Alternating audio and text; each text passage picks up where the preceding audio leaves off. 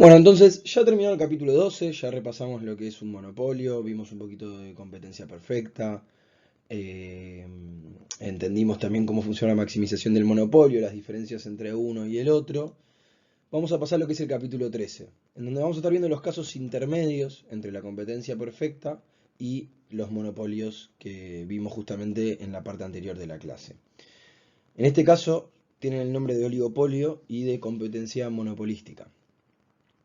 Como les estoy diciendo, yo son casos interesantes, ya que funcionan como una mezcla de todo lo que estuvimos viendo hasta ahora. Primeramente vamos a estar viendo lo que son los oligopolios, qué decisiones tienen que tomar estos para maximizar sus beneficios y a qué conclusiones vamos a llegar. Luego en la segunda parte de este video vamos a estar viendo lo que es la competencia monopolística, que es básicamente un híbrido entre competencia perfecta y un monopolio, pero hay un aspecto diferencial importante, que básicamente ellos cuentan con lo que los economistas llamamos diferenciación de productos, es decir, las empresas que compiten monopolísticamente producen bienes ligeramente, diferente a los demás. Pero ahora concentrémonos en lo que son los oligopolios. Los oligopolios tienen las siguientes características. Es un mercado con pocos productores. El mercado se divide en pocos productores. Generalmente son dos, tres, no mucho más. O sea, un puñado más de empresas. Ofrecen productos, hay productos homogéneos o productos similares. Cada productor ofrece básicamente el mismo producto o idéntico al otro. Y hay barreras de entradas, al igual que en los monopolios. Es decir, existen barreras de entradas y de salida al mercado. Pero por último, el aspecto más diferencial en las características de un monopolio es que los productores consideran a su competencia, es decir, todas las decisiones que ellos estén tomando, uno como oligopolio, uno como empresa oligopolística, la decisión que va a estar tomando va a depender de las decisiones que tome la competencia o las otras empresas. ¿Por qué? Porque básicamente yo acá les traigo lo que son un par de ejemplos, como puede ser por ejemplo en el mercado de gaseosas, Coca-Cola y Pepsi.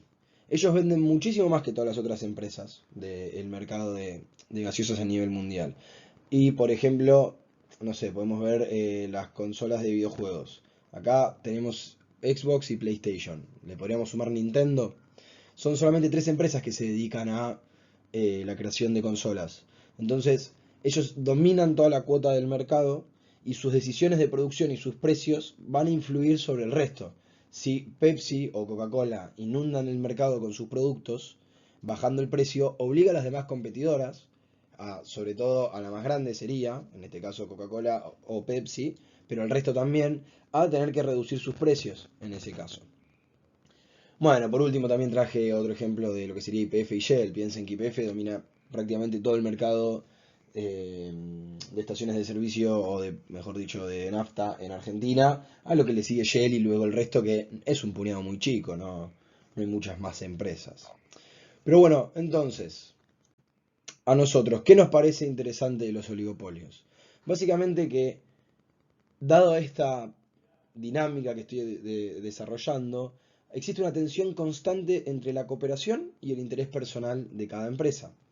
Los oligopolios, perdón, tienen dos opciones: o competir y comportarse parecido a una empresa competitiva, es decir, producir lo máximo posible y tratar de abarcar la mayor cantidad de clientes posibles, o coludir, que es básicamente acordar las cantidades que se van a producir y el precio que se va a cobrar. Y cuando coluden, como se imaginarán, en base a lo que vimos en la parte uno, van a trabajar como si fueran un gran monopolio. Es decir, van a producir menos cantidades a un mayor precio y de esa forma van a estar teniendo beneficios o ganancias extraordinarias. Entonces, esto a nosotros como sociedad nos deja dos alternativas. La primera sería que si compiten, los oligopolios se podrían dejar actuando por su cuenta, ya que la competencia garantiza que produzcan un nivel óptimo para la sociedad, mientras que si llegan a coludir y trabajar como un gran monopolio, en ese caso las autoridades o los encargados de política económica van a tener que regular dichos oligopolios. ¿Por qué? Porque no vamos a estar llegando a niveles de producción y precios que sean óptimos para nosotros como consumidores o como en la sociedad. No vamos a estar llegando a los niveles cercanos ni siquiera de lo que es competencia perfecta. Entonces, Esto que les explicaba anteriormente, básicamente nosotros, como hay pocos vendedores y la mayoría de estos pocos vendedores va a ocupar una gran parte del mercado, del producto total que se lleva al mercado, estos productores o vendedores pueden incidir en el precio del mercado. Entonces, como pueden incidir en el precio del mercado a diferencia de la competencia perfecta, en donde recordemos que ahí las empresas son tomadoras de precios, ellos tienen un precio dado, y entonces ninguna decisión individual en competencia perfecta de las empresas va a afectar al precio del mercado. Entonces ellos ajustan sus niveles de producción para obtener el máximo beneficio posible, dados el precio que están aceptando para ingresar en ese mercado. Acá es una situación totalmente distinta, ya que hay pocos vendedores, cada uno va a producir una parte importante de este producto total, entonces termina incidiendo en el precio. Por ejemplo, Coca-Cola y Pepsi, como les venía diciendo antes. Son dos corporaciones que acaparan casi todo el mercado. Si cualquiera de las dos aumenta su producción, se va a reducir los precios, obligando al resto a reducirlos. Exactamente como les había dicho anteriormente. Entonces, ¿esto qué nos genera? Esto nos genera situaciones estratégicas, lo llamamos nosotros los economistas. Y en concreto, hay dos situaciones estratégicas. O coluden y disminuyen conjuntamente la producción y suben los precios y aumentan los beneficios de forma extraordinaria, o compiten, aumenta su producción para vender más barato que el otro y captar tantos clientes como sea posible. Obviamente que el beneficio de competir va a ser más bajo que el beneficio de coludir. Esto nos lleva a que tenemos dos opciones. La colusión va a terminar beneficiando a los productores, porque va a conducir a beneficios extraordinarios que van a perdurar en el tiempo siempre y cuando las empresas sigan coludiendo. Mientras que la competencia va a beneficiar a los consumidores más que la colusión. ¿Por qué? Porque las empresas coluden, vamos a pagar precios más altos y una menor cantidad disponible. Entonces, esto nos quiere decir, esto que yo les estoy explicando ahora, que las empresas siempre coluden. Bueno, no. Como podemos ver, ocurre muchas veces en estas industrias que no se donde se espera que suceda esto, que no ocurre. Por ejemplo, Coca-Cola y Pepsi son competidores agresivos, gastan mucho o gran parte de sus presupuestos en publicidad para poder abarcar la parte del otro. Lo mismo podemos pensarlo para McDonald's y Burger King, Microsoft y Sony. O sea, los ejemplos son muchos, pero en resumen, la colusión no ocurre siempre. ¿Y por qué ocurre esto?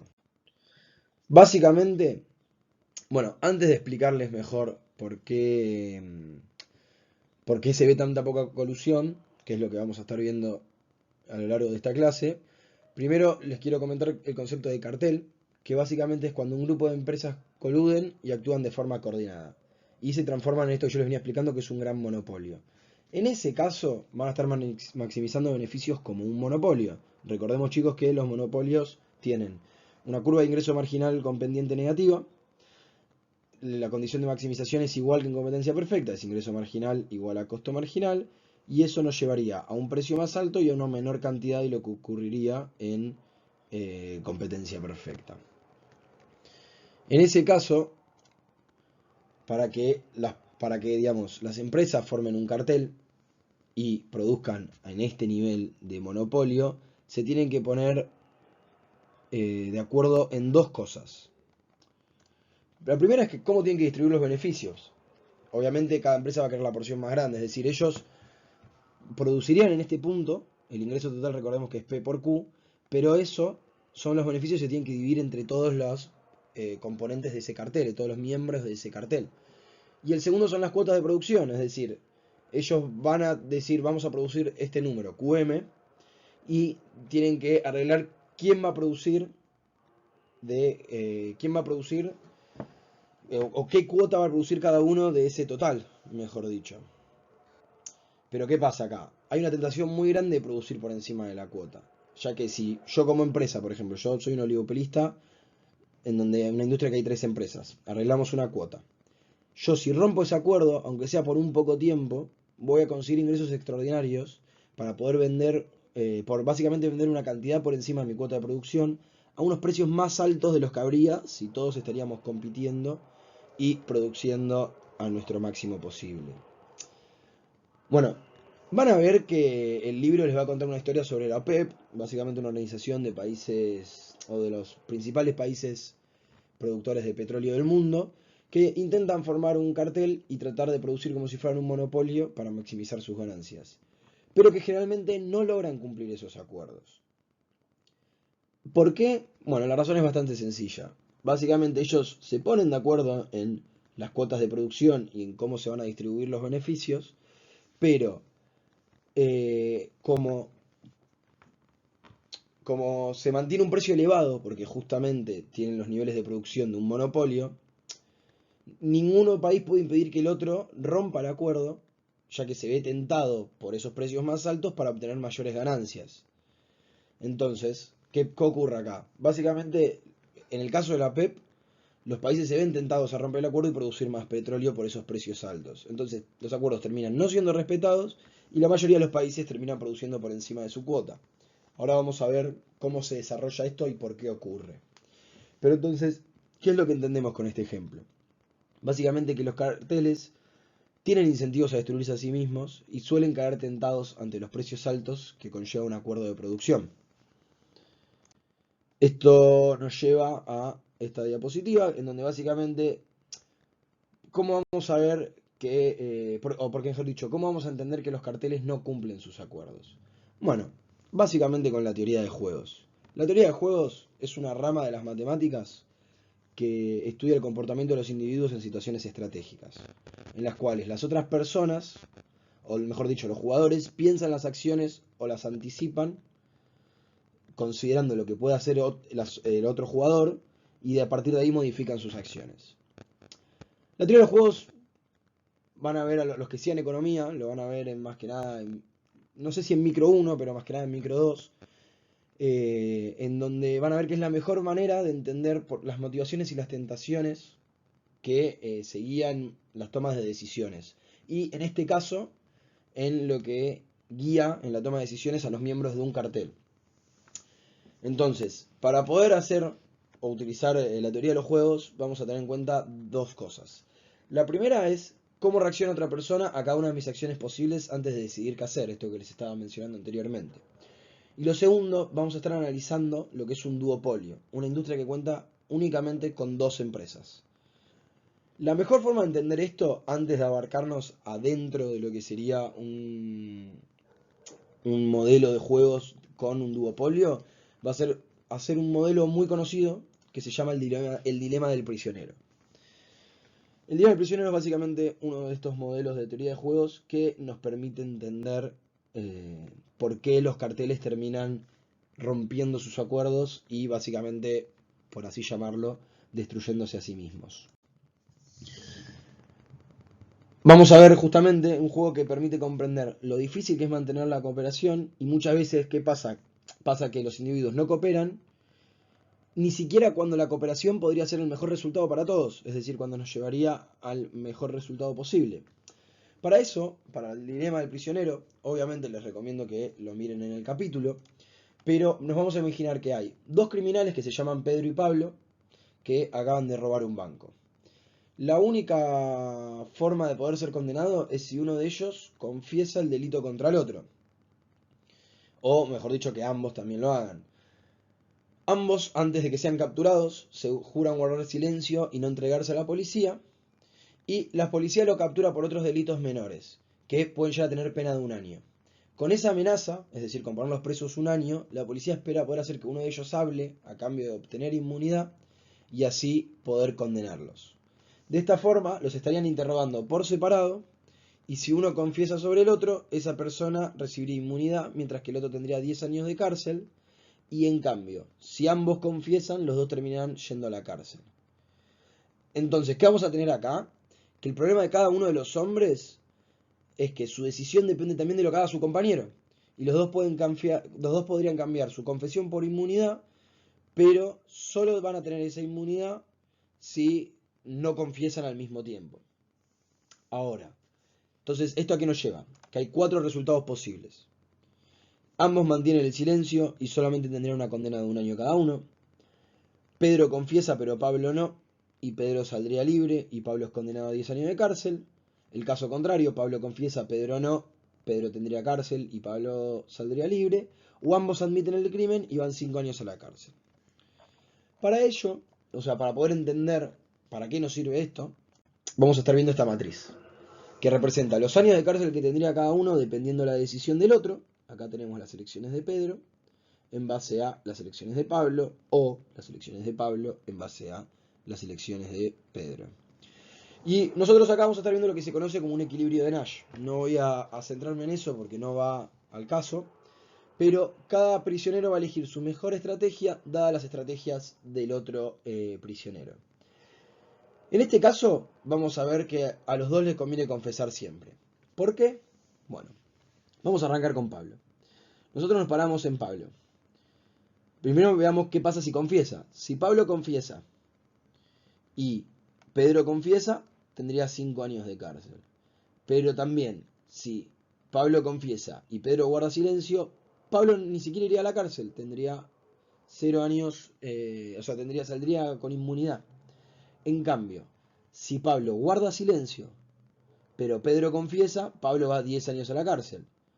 Y también, si Pablo guarda silencio, Pablo es condenado a 1 año. Es decir, si ambos guardan silencio, mejor dicho, Pablo sería condenado a 1 año. Es decir, como podemos ver acá, siempre a Pablo le va a convenir confesar. ¿Por qué? Porque independientemente de lo que haga Pedro, en confesar, tendría cualquiera de las dos opciones que le pase con Pedro, estaría en una mejor situación de que si guardase silencio y el otro no, o si ambos guardan silencio.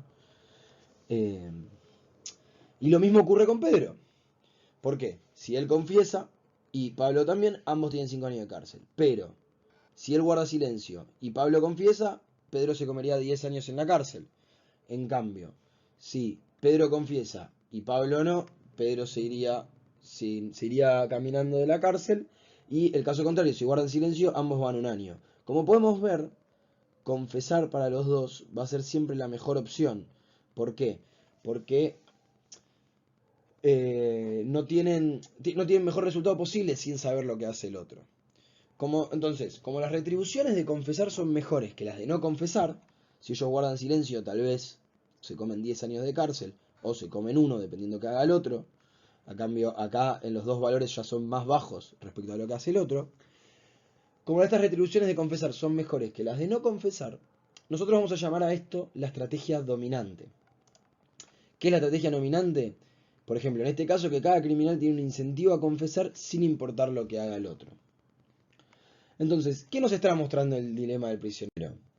Que si ambos mantenían la promesa, hubiesen tenido un resultado mejor, solamente 1 año de cárcel.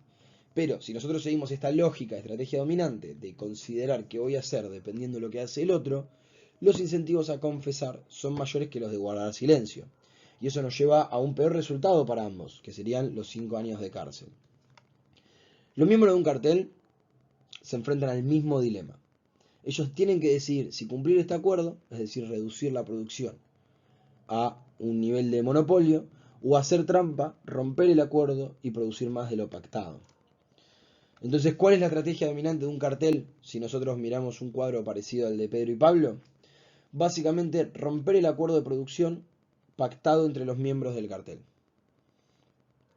La tentación para romper el acuerdo y producir más de lo pactado es muy fuerte, por eso termina siendo su estrategia dominante, la mayoría de las veces.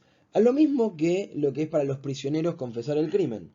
Recordemos que los pagos, por así llamarlo, que así se dice en la teoría de los juegos, los pagos por confesar eran mucho mejor que los pagos por guardar silencio dependiendo que hacía el otro. Bueno, esto nos plantea el dilema del prisionero y por qué los carteles tienen básicamente el mismo problema. Hay una solución para el dilema del prisionero. Vamos a hacer que el libro hace una referencia a la película del Padrino, en donde introduce el concepto de omerta, o omertá, que es básicamente, si alguno de los criminales confiesa el delito, termina siendo asesinado. Eso vamos a ver que nos cambia la estrategia dominante, a que cada criminal va a tener un incentivo para guardar silencio sin importar que el otro. ¿Por qué? Porque ahora le juega la muerte. Ese silencio, como nos termina dando otra estrategia dominante y otro resultado, modifica las retribuciones de guardar silencio y termina dando un resultado donde se benefician ambos criminales.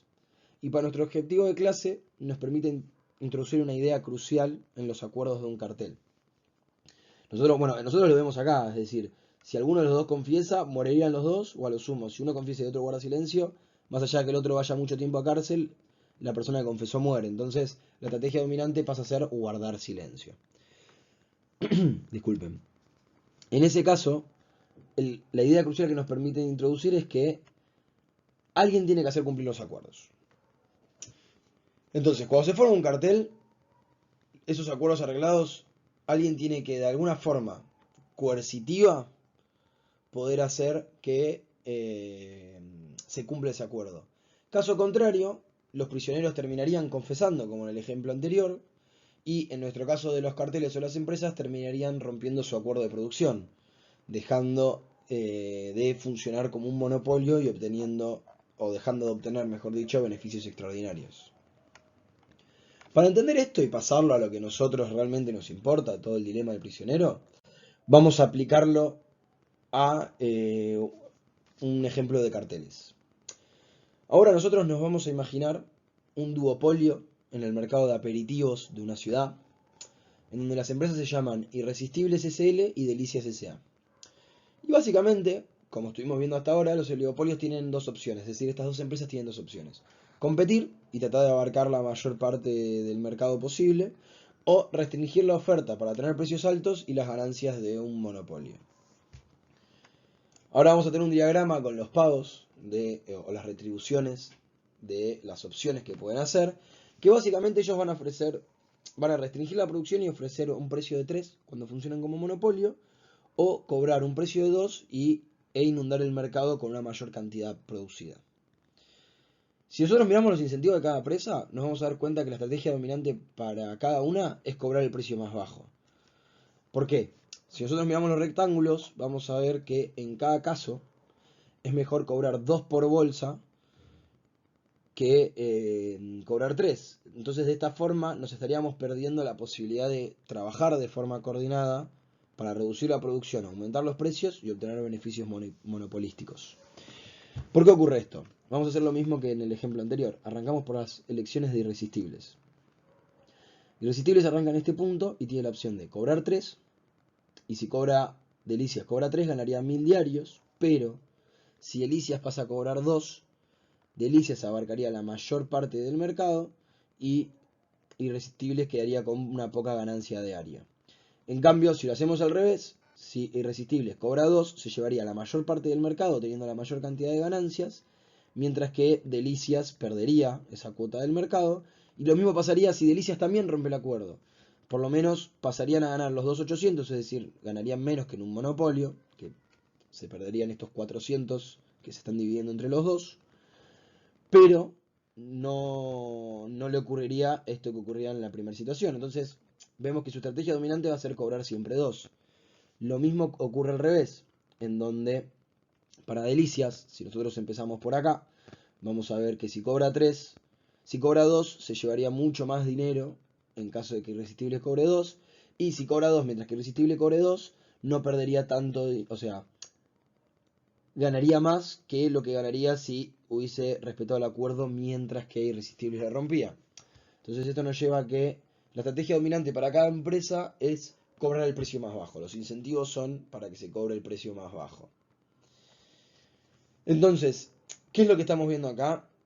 Que cada empresa depende no solo de su propia decisión sobre los precios, sino también de lo que decía la otra empresa. Y también de la estrategia dominante, y que también la estrategia dominante en este caso beneficia a los consumidores y a la sociedad en general. ¿Por qué? Porque nosotros, por esta misma razón de que cada empresa tiene incentivos a romper el acuerdo y cobrar el precio más bajo, normalmente no nos preocupamos por las industrias oligopolísticas. ¿Por qué? Porque gracias al dilema del prisionero, los carteles generalmente no logran respetar sus acuerdos y tampoco pueden terminar aumentando los precios y produciendo menos. Volviendo al ejemplo del libro sobre la OPEP, van a ver que el libro les menciona que justamente la OPEP está atrapada en este mismo dilema. Se puede usar un modelo más sofisticado, con un mayor número de empresas, para ver la estrategia dominante y demás. No va al caso, pero vamos a ver que el resultado es el mismo. La estrategia dominante es hacer trampa y romper el acuerdo. Primero tenemos que entender que, por ejemplo, la OPEP tiene reuniones en donde se decide cuánto petróleo se cobra, cuánto petróleo se va a producir, qué parte de la producción corresponde a cada país y qué precio se va a cobrar. Los problemas empiezan después de esas reuniones, porque los países, cuando los países después de la reunión empiezan a producir el petróleo, se dan cuenta que lo mejor para ellos sería producir más de lo que acordaron en el cartel, en la reunión del cartel. Sin importar lo que hagan los demás. Esa es su estrategia dominante. Al igual que lo que ocurre en nuestro juego mental, en nuestro ejemplo teórico que tenemos acá. Por ejemplo, nosotros sabemos que Venezuela y Arabia Saudita forman parte de la OPEP. Suponemos que Venezuela pacta en en producir 1 millón de barriles diarios. Y en este caso se va a beneficiar de dicho acuerdo. ¿Por qué? Porque si los demás países cumplen su cuota, Venezuela va a tener un beneficio por encima, un beneficio extraordinario, porque va a estar vendiendo por encima de su cuota a un precio más alto de lo que sería en competencia. Y en cambio, si los otros países incumplen el acuerdo, el precio del petróleo sería más bajo y Venezuela va a necesitar sobrepasar su cuota de producción. Entonces no va a respetar dicho acuerdo, ya que todos los demás lo rompen también. Como podemos ver, para Venezuela y para todo el resto de los países, la estrategia dominante es romper el acuerdo. Y va a ocurrir lo mismo para todos los países de la OPEP. Luego pueden ver, hay una pequeña sección del capítulo, les recomiendo que lo lean, en donde les explica que la OPEP podría tener un país que obliga a los demás a cumplir el contrato, que en este caso sería Arabia Saudita, pero no es algo fácilmente lograble. Y entonces por eso la OPEP no encontró una forma de mantener ese cartel de forma efectiva. Lo mismo que ocurre acá, recordemos el concepto de omerta. Bueno, nosotros necesitamos que alguien cumpla los acuerdos, si no, la estrategia dominante siempre va a ser romper romper el acuerdo y producir un precio más bajo. Entonces, acá esta estrategia dominante beneficia a los consumidores, a la sociedad, esto que les estaba explicando anteriormente. Entonces, nosotros vimos que el dilema del prisionero permite entender que las empresas suelen tener dificultades para poder formar carteles efectivos, porque hay muchos incentivos a romper los acuerdos, pero aún así existen industrias en donde se forman estos carteles efectivos y terminan reduciendo la producción y aumentando los precios. Esto ocurre cuando existen industrias con una empresa dominante, es decir, empresas suficientemente grandes e influyentes como para amenazar al resto y llevarlas a la bancarrota. Cuando hay una empresa suficientemente poderosa dentro de la industria, cualquier caso que se arregle un cartel y alguna de las empresas rompa este acuerdo produciendo sobre su cuota, esta empresa influyente o con poder podría bajar el precio a un nivel que sea necesario para dejar a la competidora fuera del mercado, más allá de que incurra en pérdidas durante ese tiempo. Lo importante es que tiene el poder suficiente para dejar afuera del mercado a otra empresa y de esa forma, con cierto poder coercitivo, obligar al resto de las empresas a respetar el acuerdo. Les voy a dar un ejemplo en el libro sobre la Standard Oil de Estados Unidos, Rockefeller era dueño y dominaba el 90% del mercado del petróleo. En ese caso, Rockefeller, cuando alguien no cumplía los acuerdos que él establecía, de esa forma podía dejarlos afuera del mercado, reduciendo los precios a un nivel en donde las otras empresas no podían competir. En esos casos, sí es necesario aplicar leyes antimonopólicas o antitrust que que eviten este tipo de conductas, que no son ni beneficiosas para la sociedad, ni tampoco para el mercado en sí. Hay distintas formas de regularlo, eso lo vimos en la primera parte de la clase. Se puede fraccionar la empresa, se pueden regular los precios a los que se cobran o las cantidades que se producen. Con esto terminaríamos lo que son los oligopolios y cómo tienen dos opciones, comportarse como un monopolio si logran ponerse de acuerdo o simplemente competir, si se logran poner de acuerdo se comportarían como un monopolio o simplemente compiten. También aprendimos que mediante el dilema del prisionero, las industrias suelen tener dificultades para poder coludir y generalmente esos acuerdos de producción se terminan rompiendo. Por último, ahora estuvimos viendo lo que podría ser un caso en donde se cumple el acuerdo de un cartel y cómo es necesaria una empresa, que existe lo que es una empresa dominante, una empresa que permita amenazar al resto de las empresas. Cuando esto ocurre, las autoridades suelen intervenir haciendo alguna de estas formas de regulación antimonopólicas. Con esto terminado, pasaríamos a lo que es otro caso interesante de la competencia, que es la competencia monopolística. En la competencia monopolística vamos a tener un caso similar al de competencia perfecta, en el sentido que hay un mercado competitivo. Es decir, el mercado se divide en muchos productores que compiten entre sí. Es decir, vamos a tener muchos oferentes, pero vamos a tener la diferencia, lo que nosotros los economistas llamamos, ya les mencioné, diferenciación del producto, en donde cada empresa, lo mismo que decir que cada empresa ofrece un producto ligeramente diferente a el de los demás. A su vez, va a haber barreras, no hay barreras de entrada ni de salida, parecido a la competencia perfecta, pero recordemos que en competencia perfecta las empresas son precios aceptantes, acá son fijadores de precios, los precios lo deciden las empresas. Yo ahora me quiero detener un poquito en lo que es la diferenciación de producto. Para que ustedes lo entiendan, cada empresa trata de darle un valor agregado. Es decir, vamos a tener muchos mercados porque hay productos diferentes. Le está dando un valor agregado a su producto para poder diferenciarlo del otro. Un ejemplo que van a ver, por ejemplo, en el libro les explica las estaciones de servicio, como tal vez la locación, las distintas formas de prestar el servicio, pueden traer distintos tipos de consumidores o fidelidad de cliente, se llama hoy en día. O lo mismo con los restaurantes. Los restaurantes se pueden diferenciar ligeramente del resto porque ofrecen un tipo de comida distinta, ofrecen un tipo de servicio distinto, apuntan a otro tipo de clientes y esto puede traer diferencias ligeras en el producto si bien son sustitutos cercanos, es decir, sigue siendo comida. Entonces, esta diferenciación de producto de cierta forma reduce ligeramente la competencia, pero al haber un número grande de oferentes, la presión competitiva se mantiene en el mercado. Entonces, si bien hay un poder de fijación de precios, ese poder de fijación está limitado porque si la diferencia de precios es muy grande, los clientes van a cambiar a otra marca. Pensemos con los restaurantes.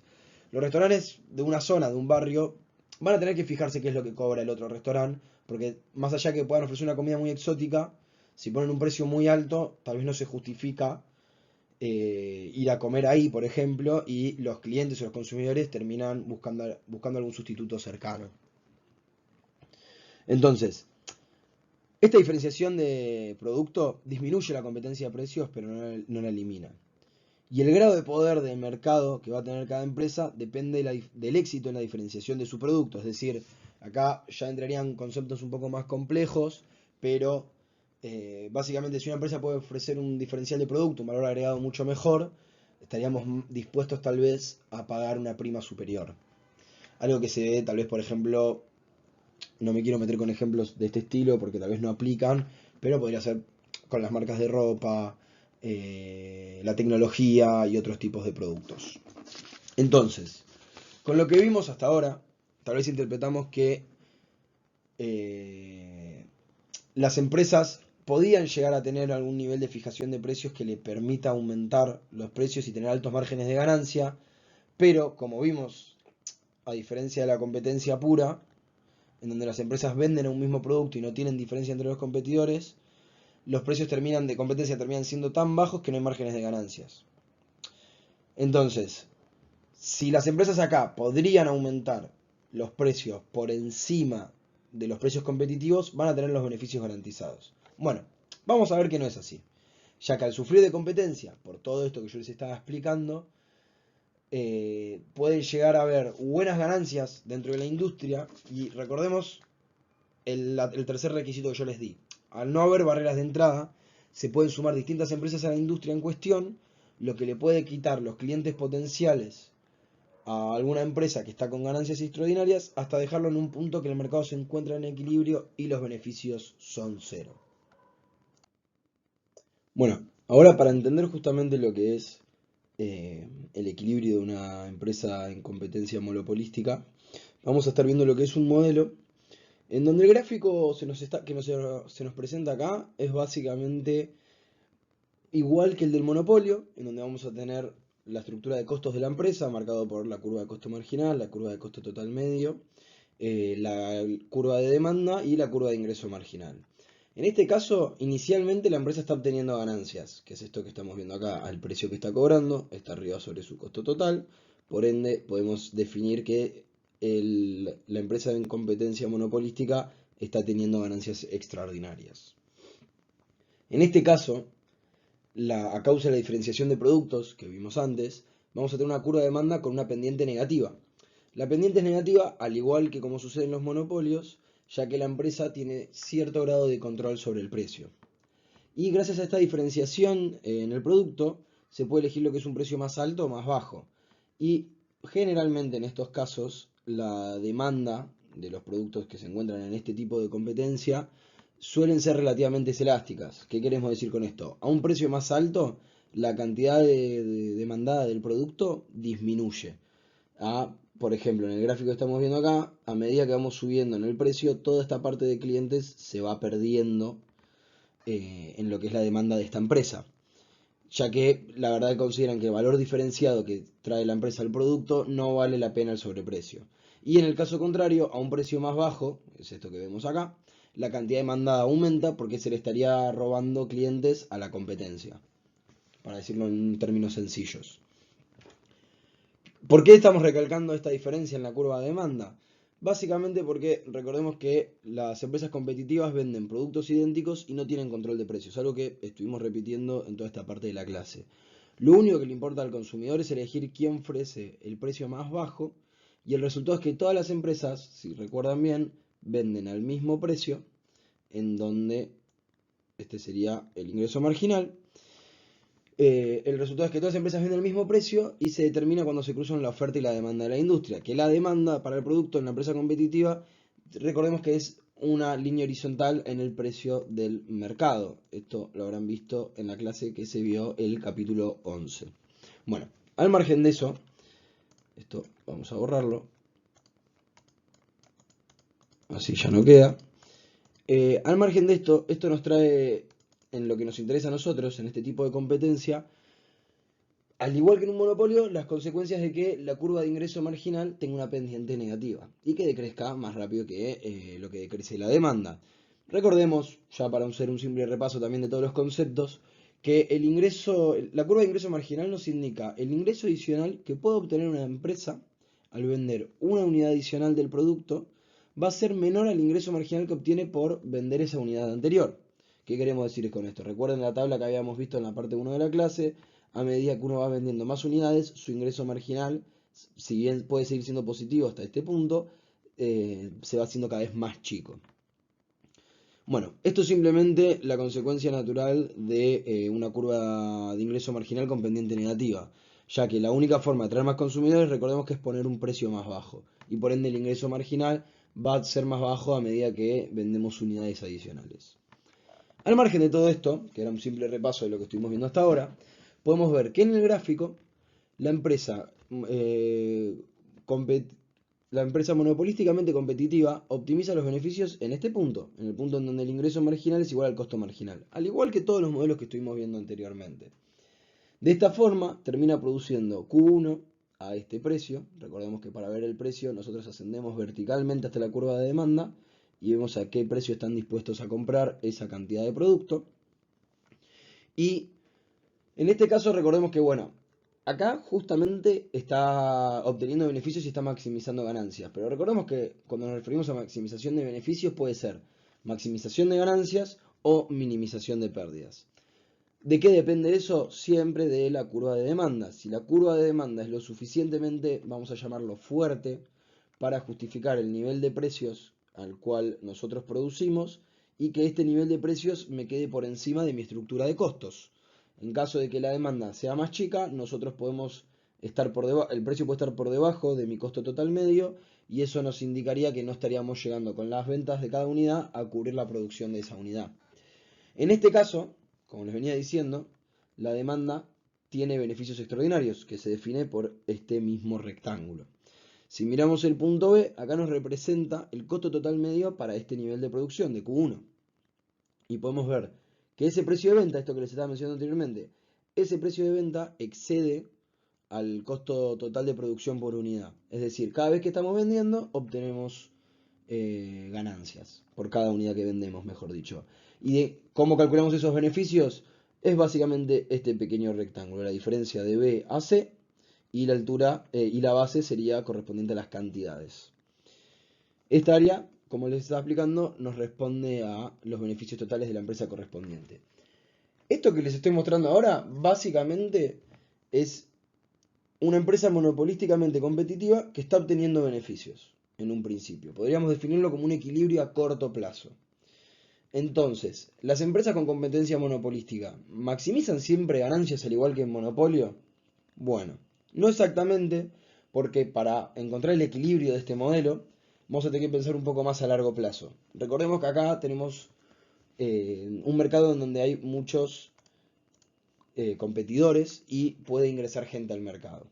También como puede ingresar, pueden salir. Nosotros ahora en la próxima diapositiva vamos a estar viendo un gráfico en donde vamos a entender qué es lo que ocurre cuando una empresa está teniendo ganancias, como en este caso, y por qué se modifica la maximización de ganancias para este tipo de empresas.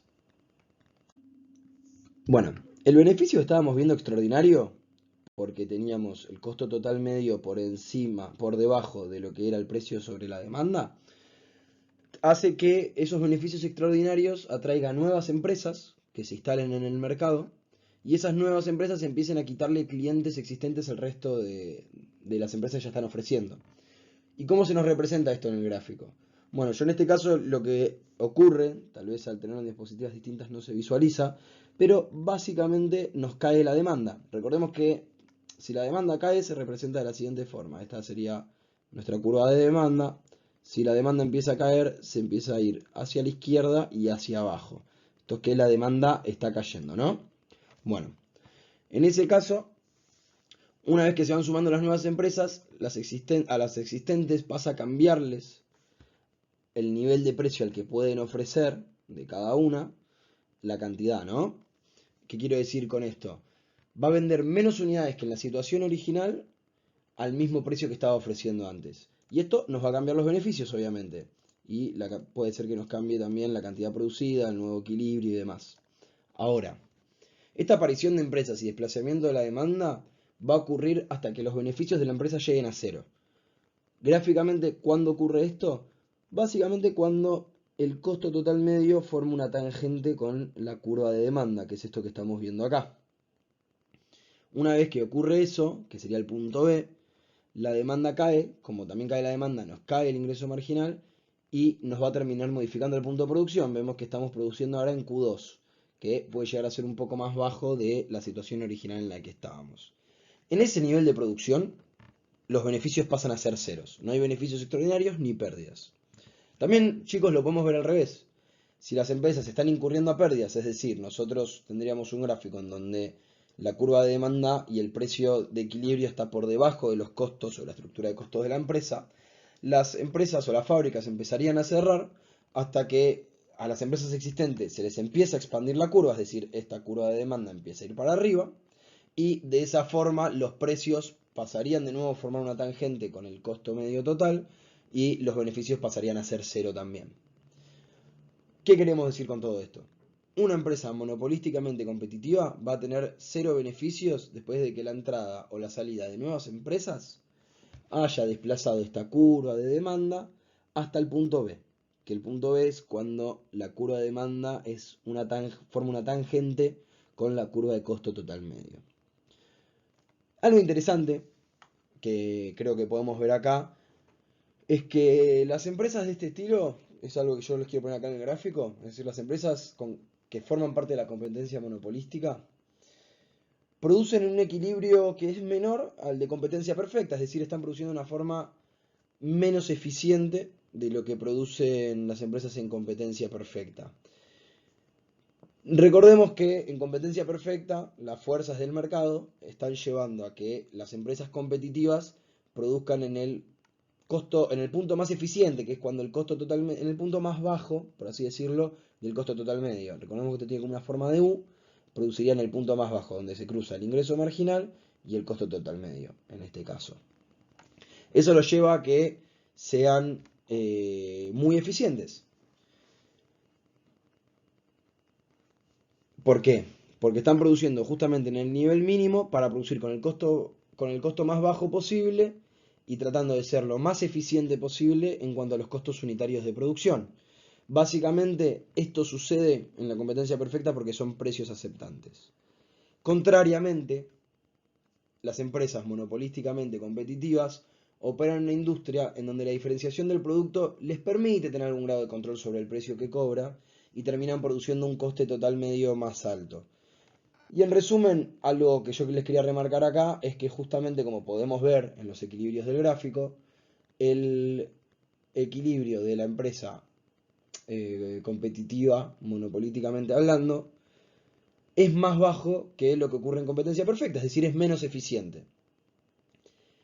Y esto nos permite concluir entonces que las empresas monopolísticamente competitivas son malas para la sociedad y hay que regularlas porque no son eficientes. Bueno, no necesariamente. A ver, si bien las empresas monopolísticamente competitivas producen con menos eficiencia que una industria completa o perfectamente competitiva, nosotros tenemos que tener en cuenta que en economía siempre hacemos un análisis de coste-beneficio.